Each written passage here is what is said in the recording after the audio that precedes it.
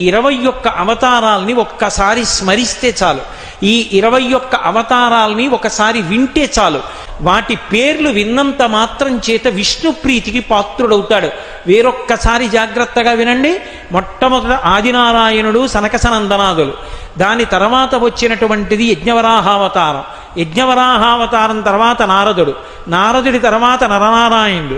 నరనారాయణుల తర్వాత వచ్చినటువంటిది కపిలావతారం. కపిలావతారం తర్వాత దత్తాత్రేయావతారం. దత్తాత్రేయావతారం తర్వాత యజ్ఞావతారం. యజ్ఞుని యొక్క అవతారం తర్వాత వృషభావతారం. వృషభావతారం తర్వాత వచ్చింది పృథుమహారాజు గారి అవతారం. పృథుమహారాజు గారి అవతారం తర్వాత వచ్చినటువంటి అవతారం మత్స్యావతారం.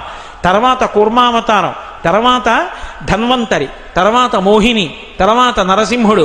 తర్వాత వామనమూర్తి. తర్వాత పరశురాముడు. తర్వాత రాముడు. తర్వాత రామచంద్రమూర్తి. తర్వాత బలరాముడు. బలరాముడి తర్వాత కృష్ణ భగవానుడు. కృష్ణ భగవానుడి తర్వాత ఏకకాలంలో 2 అవతారాలు ఉంటూ ఉండొచ్చు వీటిల్లో.